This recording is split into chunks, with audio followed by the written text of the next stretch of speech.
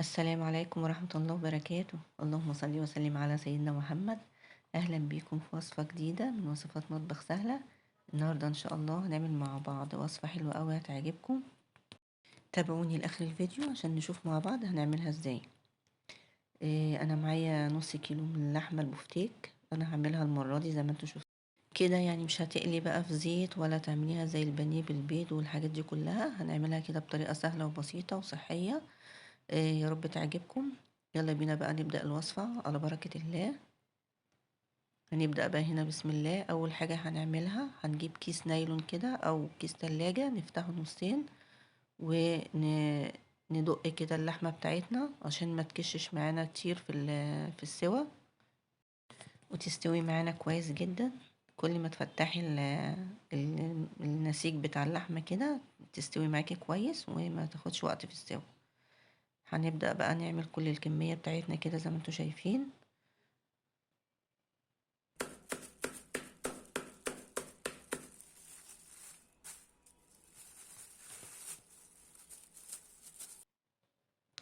بعد كده خلصت الكمية بتاعتي كلها. هنبدأ بقى نحضر جريل كده على النار تسخن كويس، وبعدين نحضر معانا شوية ملح وفلفل. نحط بقى شوية زيت كده في الجريل على البوتاجاز. أهم حاجة الجريلة تسخن معاكي كويس، وبعد كده هننزل بقى باللحمة.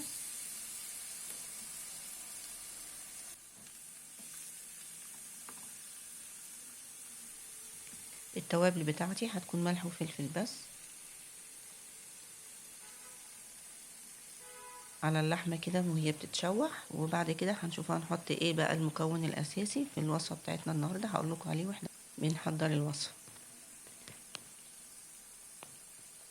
هتبلها بقى كده زي ما انتوا شايفين على الناحيتين.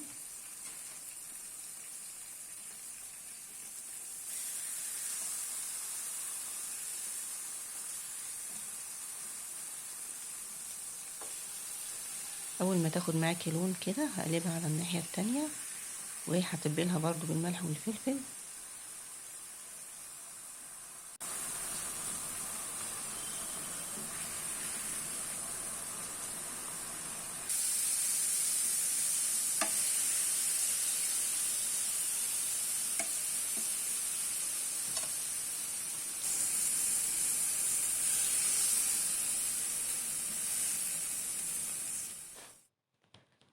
بعد كده مكان اللحمة هحط بقى شوية زيت زي ما انتوا شايفين كده، وهنزل بقى بالبصل والفلفل. شوية بصلاية كده متقطعة جوانح وشوية فلفل أخضر. هشوحهم كده في شوية الزيت مكان اللحمة، وهنزل بفصين توم.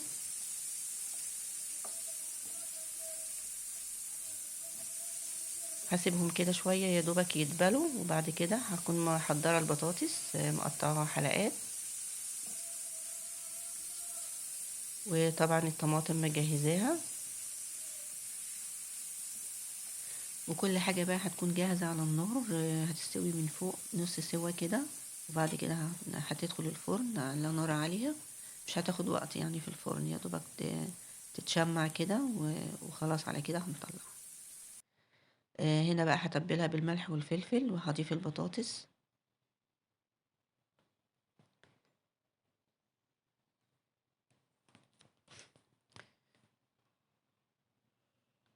اقلبها بقى كويس كده زي ما انتوا شايفين، وهحط بقى المكون الاساسي بتاعي اللي هو الزعتر.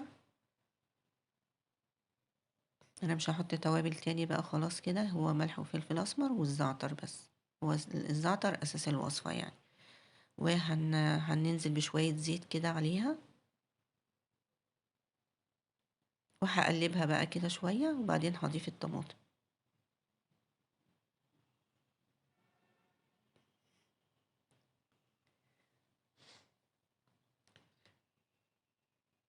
هتقلبيها بقى كده وتسيبيها لغاية ما الطماطم تنزل ميتها وتستوي على النار كده نص سوا البطاطس.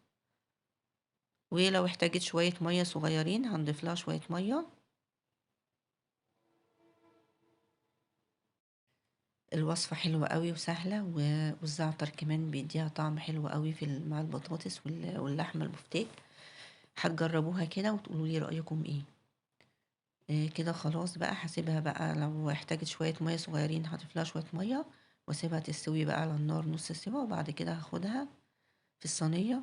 أنا هنا رصيت اللحمة من تحت وحطيت عليها البطاطس زي ما انتم شايفين كده، بس اللقطة ما اتصورتش. هترصي اللحمة من تحت الأول في الصينية، وبعد كده هنحط البطاطس بالتوابل بتاعتها بالصلصة بتاعتها زي ما انت شايفة كده، وهاخدها بقى على الفرن. دلوقتي بقى هناخدها على الفرن على طول. أنا حطيتها الأول من تحت على الصاج عشان تستوي شوية، يعني أول ما تغلي كده على الصاج من تحت هاشيلها بقى واحطها على الشبكة. هتاخد لون على الشبكة. لو عايزة تفتحي الشواية ممكن تفتحي لها الشواية 5 دقايق تاخد لون بس كده حلو من فوق، بعد كده نطلعها. وده شكلها بعد ما طلعت.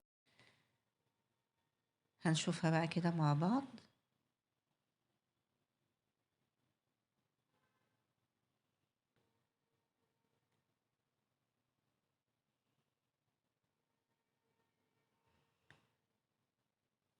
بصوا كده شكلها جميل جدا، واللحمة كمان من تحت مستوية، والصينية فيها صوص كده، يعني ما نشفتهاش قوي عشان هي هيتعمل جنبها رز ابيض، فلازم يبقى فيها صوص كده عشان تعرفوا تاكلوها كده مع الرز، متبقاش ناشفة يعني قوي.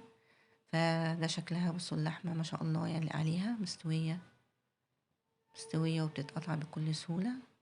هوريكم حتة كده منها. بسم الله.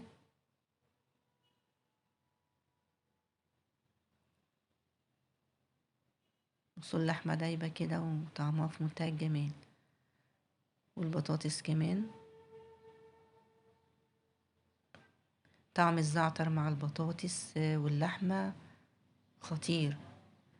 يا رب تجربوها كده وتقولوا لي بقى رأيكم فيها ايه.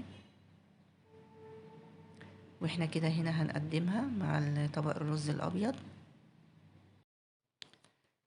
احنا كنا دايما بنعمل اللحمة البفتيك دي بنتبلها بالبصل ونبيتها ليلة كاملة في التلاجة، وبعد كده طبعا بتعمليها زي الفراخ البانيه كده. بتعمليها بالبيض والبقسماط وتقليها. فانا قلت اغير وبعمل لكم بقى وصفة جديدة صحية وما بتستهلكش زيت كتير. وانتوا عارفين ان الزيت بقى غلا، وازازة الزيت بقت ب65 جنيه. ربنا يرحمنا بقى من الاسعار. وبنحاول نعمل حاجة كده على قد الإيد يعني. وبجد وصفة حلوة هتعجبكم إن شاء الله وصحية. يا ريت بقى تجربوها وتقولوا لي رأيكم فيها إيه. وكمان عايزة أشكر حبايبي المشتركين الجدد عندي في القناة اللي لسه داخلين قريب. أنا بشكركم جدا إنكم دخلتوا ودعمتوني. وبشكر كمان برضو المشتركين اللي كانوا معايا من الأول على دعمكم ليا، ويا رب أكون بفيدكم بكل جديد. وانتظروني في الوصفة الجاية. كنت معاكم أم مروان من قناة سهلة. السلام عليكم ورحمة الله وبركاته.